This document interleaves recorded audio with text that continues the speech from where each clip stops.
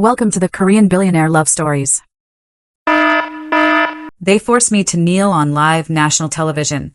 And the worst part was not the cameras, not the flashing lights, not even the silence in the room. It was the fact that everyone already believed I deserved it.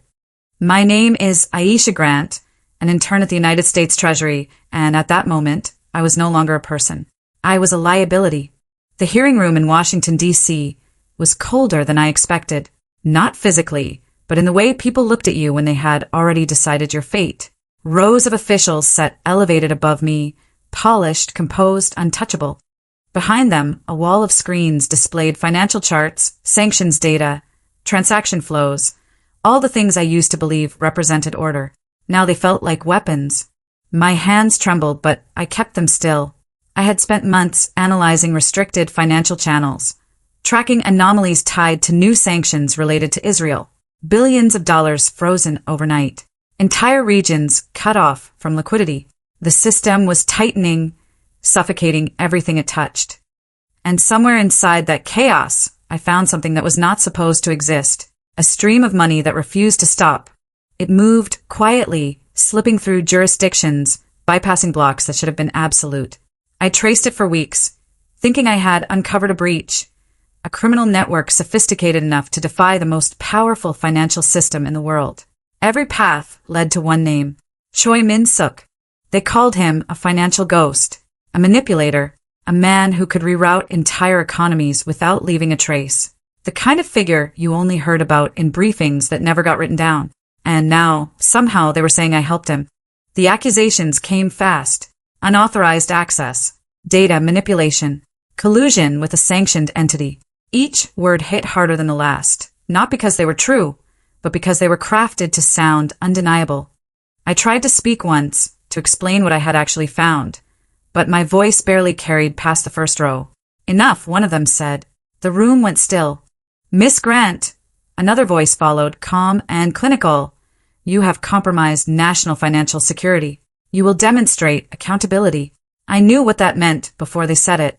I felt it in the way the cameras shifted, in the way the room leaned forward, hungry for resolution. Kneel. For a second, I did not move, not out of defiance, but because my body refused to process it. Then I saw the headlines forming in real time, the narrative locking into place. If I resisted, I would confirm everything they wanted people to believe. So I lowered myself slowly, my knees hitting the polished floor, the sound echoing louder than it should have. I kept my eyes down at first. Then I looked up. That was when I saw him. Choi Min-suk was sitting in the back row, partially obscured, as if he had always been there and no one had noticed. His posture was relaxed, his expression unreadable, his gaze fixed directly on me. Not shocked, not concerned, just watching. He did not stand. He did not speak. He did not stop what was happening. And in that moment, a single question burned through everything else. If the only man who could clear my name was right there, why was he letting me fall? The moment I stood up from that floor, something inside me stopped trying to prove innocence and started looking for truth. The hearing did not end with an explosion or a dramatic arrest. It ended quietly, efficiently, like a decision that had already been made long before I walked into that room. I was escorted out, my badge suspended, my access revoked. By the time I stepped onto the streets of Washington, D.C., I was already erased from the system I once believed in. But the data was still in my head. Sanctions are supposed to be absolute. That is what they teach you on your first day at Treasury. When the United States targets a financial network, it does not just freeze accounts. It isolates entire ecosystems. Banks lose access to clearing systems. Transactions stall. Supply chains choke. It is not just pressure. It is suffocation. And after the latest sanctions tied to Israel, that suffocation spread faster than anyone expected. Within days, smaller financial institutions across multiple regions began to show signs of distress. Liquidity dropped. Cross-border payments failed. Entire markets started to wobble. That part was expected. What was not expected was what I found buried beneath the chaos. A pattern. At first, it looked like noise. Tiny transactions routed through secondary channels, amounts too small to trigger alerts, moving through jurisdictions that were technically compliant but operationally invisible. But when I layered the data, when I tracked timing instead of volume, something emerged. These were not random leaks in the system. They were deliberate pathways, controlled, balanced, precise. Money was still moving.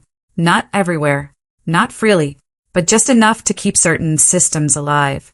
I spent nights in the office pulling restricted logs, cross-referencing routing paths, building models that should not have worked but did. Every line led back to the same origin point, fragmented across shells and intermediaries, but consistent in structure. Someone was bypassing sanctions without breaking them directly. Someone understood the architecture well enough to bend it without triggering collapse. That someone was Choi Min-suk. According to every official briefing, he was a destabilizer, a financial criminal who exploited crises to gain control, a ghost who operated in the gaps between regulations, the kind of name that justified emergency powers and closed-door decisions. But the deeper I looked, the less that narrative made sense. Because the money he moved did not escalate conflict. It stabilized pressure points. A regional bank on the edge of failure suddenly received just enough liquidity to stay operational. A supply chain intermediary regained access to transaction flow just long enough to prevent a breakdown. A currency that should have collapsed held steady for another 48 hours. Each intervention was small, almost invisible, but together they formed a pattern of restraint. He was not draining the system. He was holding it together. I remember the exact moment that realization hit me. It was close to midnight. The office lights dimmed. The city outside reduced to distant noise. I was staring at a set of overlapping transaction maps, my eyes burning, my hand still, when the structure aligned in my head. If these flows stopped completely, the impact would not be contained. It would cascade, one failure triggering another, then another, until the entire network fractured. Not just economically, but politically, a financial war. And somehow, the man they called a criminal was the only one preventing it. I should have reported it differently. I should have buried it in neutral language, framed it as an anomaly, something that required further review. But I did not. I flagged it. I connected the patterns. I wrote his name. That was my mistake. Within hours, access to certain datasets was restricted. Within a day, my supervisor stopped responding to my messages. Within 2 days, I was no longer included in internal briefings related to sanctions enforcement. It was subtle, almost procedural, but it carried the same message I had seen on that farm of numbers and systems. I had crossed an invisible line. The system does not like variables it cannot control, so they turned me into one. By the time the hearing was announced, the narrative was already built. I was the breach. I was the weak link, the intern who got too curious, too involved, too reckless. It was cleaner that way, easier to contain, easier to present. But they made one assumption that changed everything. They assumed I would stop digging. I did not. After the hearing, after the humiliation, after they stripped me of access, I went back to the only thing they could not erase, my memory. I reconstructed everything from scratch, every routing path, every anomaly, every pattern. I mapped it all again, this time without filters, without permissions, without oversight. And the deeper I went, the clearer it became. Choi Min-suk was not hiding from the system. He was operating inside it. Carefully, precisely, like someone who knew exactly how far he could push before everything broke. Which meant one thing. He was not working alone. Because a system this complex does not bend for one man unless others are willing to let it. That was when a new question replaced the old one.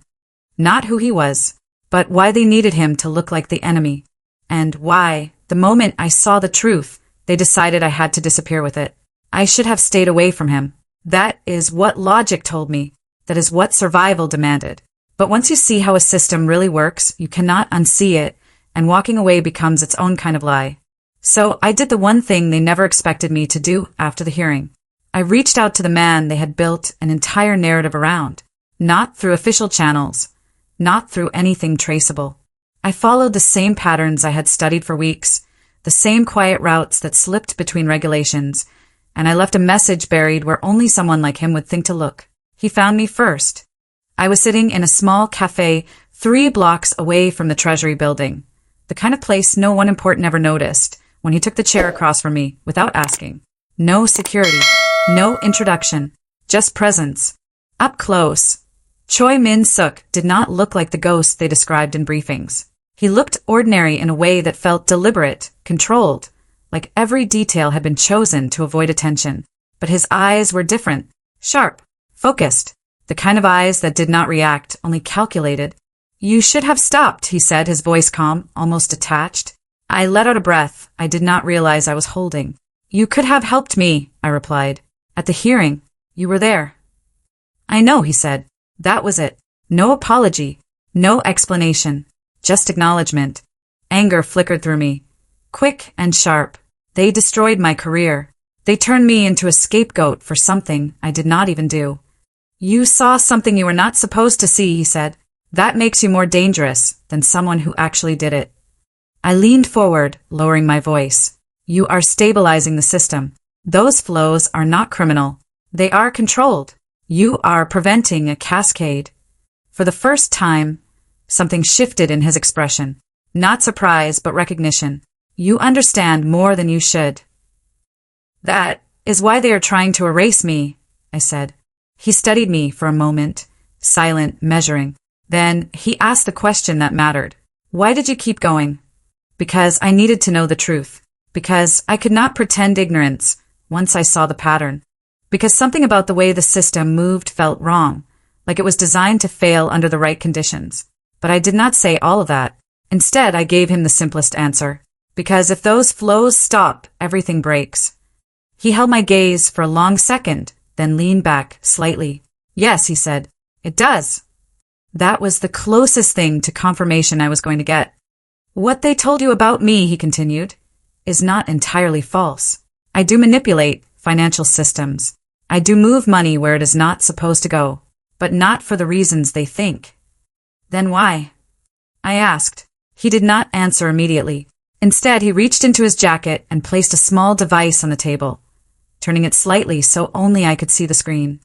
It displayed a network map, far more complex than anything I had reconstructed. Layers upon layers of connections spanning continents, institutions, shadow entities. And at the center of it, not him, but a cluster of names I recognized from internal briefings. Major banks, policy advisors, regulatory bodies. "They are not trying to stop a crisis," he said quietly. "They are preparing one." The words settled heavily between us. "Sanctions are not just pressure," he continued. "They are triggers. When applied at this scale, they do not isolate conflict. They redistribute it. They create controlled instability that can be exploited. Certain institutions profit from that instability.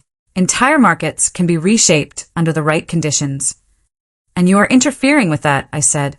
"I am delaying it," he corrected. "Buying time, redirecting flow, so the system does not collapse before they are ready." A chill ran through me. "Ready for what?" "A financial reset," he said. "One that will leave only a handful of players standing." I looked back at the network on the screen, at the names, the connections, the scale of it. "And they want you gone because you are the only one keeping it from happening too soon." "Yes," he said simply. "And me?" "You saw the pattern," he replied. "That makes you unpredictable." There it was again. Not liability, not intern, not mistake, variable. Before I could respond, he added something else, quieter this time. "You were not supposed to understand it. Most people do not." "Maybe that is the problem," I said. A faint hint of something crossed his face, almost like approval. "Maybe." But the moment did not last. "You need to disappear," he said, his tone shifting back to practical. "They will not stop with the hearing. That was just containment. The next step is removal." "I am not running," I said. He did not argue. He just looked at me, long enough to make sure I understood the consequences of that choice. Then he nodded once. "Then you need to be useful." That was how the alliance began. Not with trust, not with promises, with necessity. Over the next few days, I worked with him in ways I never imagined. I analyzed routing structures using partial data sets he provided. I flagged pressure points and sanction networks where intervention would have the greatest stabilizing effect. In return, he showed me more of the system. Not everything, never everything, but enough to see how carefully balanced it all was. Every move he made was calculated not to win, but to prevent collapse. But there was something else beneath it, a limit. He was not expanding his influence. He was containing it, holding it within boundaries he refused to cross. That kind of restraint does not come from fear. It comes from knowing exactly what happens if you go too far. And then I saw it, a pattern in the data that did not match his operations. Transfers aligned with his network, but timed differently, scaled differently, pushing pressure instead of relieving it. At first, I thought it was interference. Then I traced the origin. His own family, a financial conglomerate with deeper roots than any public record suggested. The same institutions that appeared in the center of that network map. They were using his system, not to stabilize, to accelerate. "They are setting you up," I said, turning the screen toward him. He did not react immediately. He looked at the data, then closed his eyes for a brief moment, like confirming something he already knew. "Yes," he said. "You knew." "They need a face," he replied. "Someone to blame when the system breaks. And you are willing to be that?" I asked, unable to keep the edge out of my voice. His gaze met mine, steady, unflinching. "If it delays what they are planning, yes." The weight of that answer settled heavily in my chest. This was not just strategy. This was sacrifice. "You cannot stop it alone," I said. "I am not alone," he replied, his eyes still on mine. For a second, the world narrowed to just that moment, that unspoken understanding. Then he said the words that changed everything. "You are not supposed to be part of this." And yet I already was. The room felt different this time. Not colder, not louder, but heavier, like every person inside it knew something irreversible was about to happen. The hearing had been reconvened under emergency authority, larger, more public, broadcast across every major network. This was no longer about an intern's mistake. This was about control, about who would define the narrative before the system either stabilized or shattered.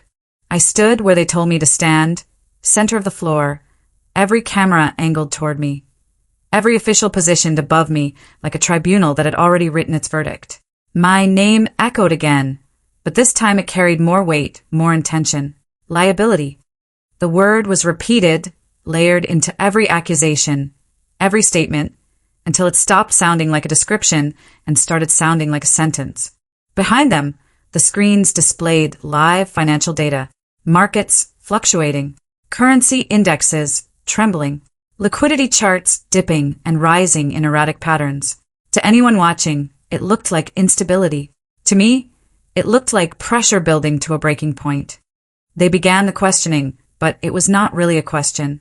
It was a script. You accessed restricted financial pathways without authorization. You engaged with entities under active sanctions. You compromised national financial stability. Each line was delivered with precision, spaced just enough for the audience to absorb it, to accept it. I answered when I could, but my words barely registered. This was not about truth. It was about alignment. They needed me to confirm their version of events, to close the loop they had built. Then came the final instruction. Kneel. This time, there was no hesitation in the room, no pause, no uncertainty. They expected compliance, and they were going to get it. Slowly, I lower myself again, my knees meeting the polished floor, the sound sharper than before, echoing through the chamber like a signal that everything was proceeding as planned. But this time I was not alone. I did not look at the officials. I did not look at the cameras. I looked at the screens behind them, and then everything changed. At first, it was subtle. A flicker in one of the data streams, a delay in transaction updates, then another, and another. The patterns I had studied for weeks began to shift in real time, not collapsing, not failing, but rerouting. Entire channels of financial flow redirected simultaneously, moving through pathways that should not have existed at that scale. A murmur spread through the room. One of the analysts turned toward his console, typing rapidly, his expression tightening. Another followed, then another.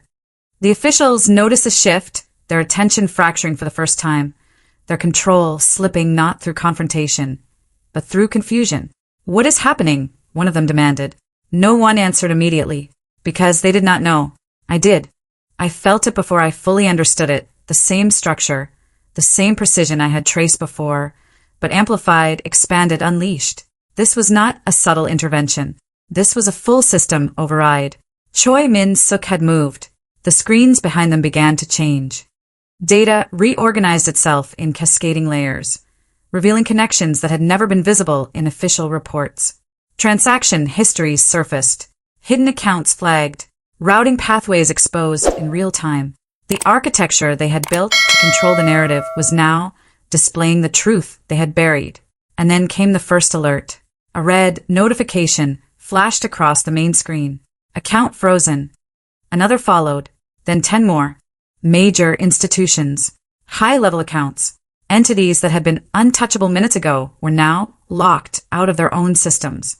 Funds inaccessible, transactions halted, control removed.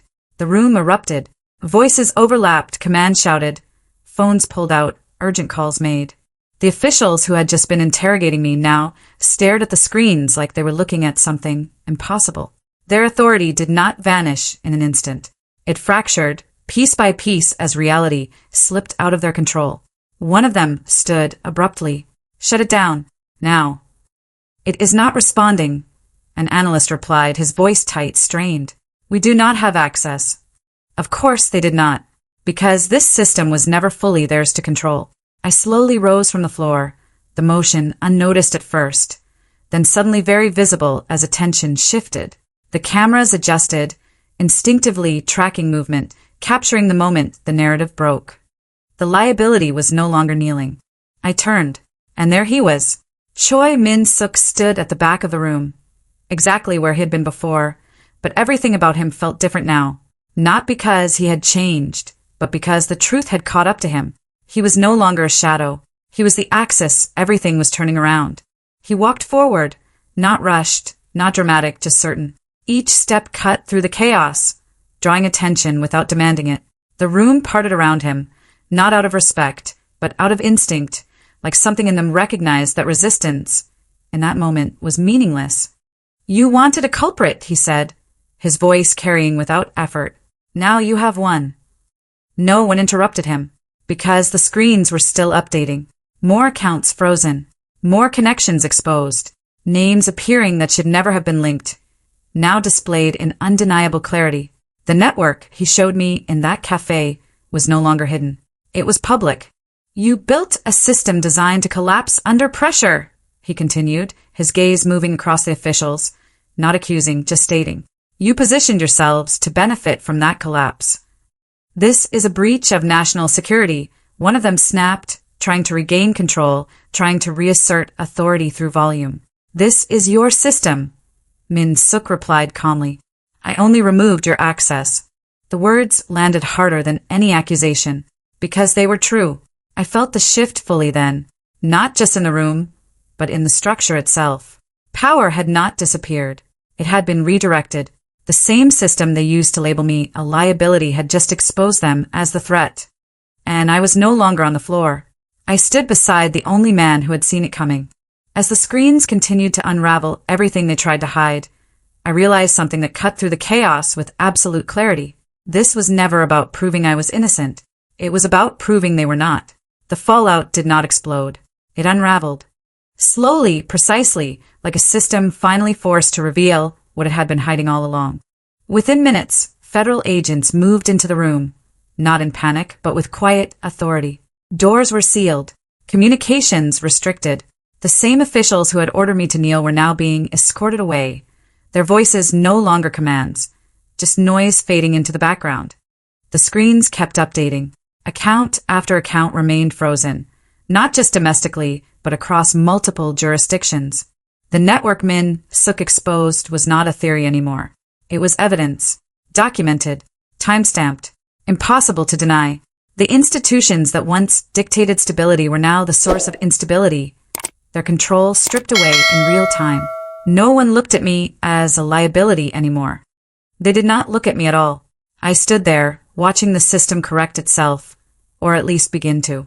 A part of me expected relief, maybe even satisfaction.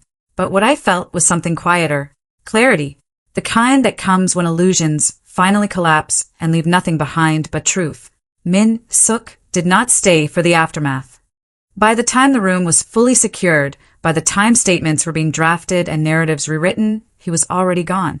No announcement, no recognition, just absence, like he had stepped back into the same shadow he came from. Of course he did. Men like him do not wait for credit. They disappear before the system decides it needs them again. I found him hours later, not far from where everything began, standing alone on a quiet street overlooking the city that had just tried to erase both of us. The noise of Washington felt distant there, muted, like it belonged to another world. "You are leaving," I said. It was not a question. "Yes," he replied. "They will clear my name," I said. "They already have to." "They will correct the record," he said calmly. "That is not the same thing." I let that settle, then asked the only thing that mattered. "What about you?" He looked out at the skyline, his expression unchanged. I was never part of their record. Of course he was not. For a moment, neither of us spoke. The silence between us was not empty. It carried everything that had happened, everything that could not be said directly. Then he turned to me. "You should not stay in that system," he said. "It does not change. It adapts." "I know," I replied, and I did. The treasury would move on. The institutions would rebuild. The structure would remain, just with different names at the top. But something had shifted, not in them, in me. "I'm not going back," I said. A faint pause. Not surprise. Recognition. Then, finally, something softer entered his voice. Something almost human beneath the precision. "You were never a liability," he said. I held his gaze. "You were the only variable they could not control." The word stayed with me long after he walked away. Weeks later, the system stabilized. Markets recovered. Reports were filed.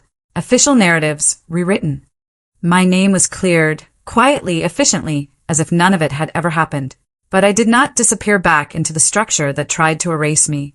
I chose something different, because once you see how power really works, you do not return to pretending it does not.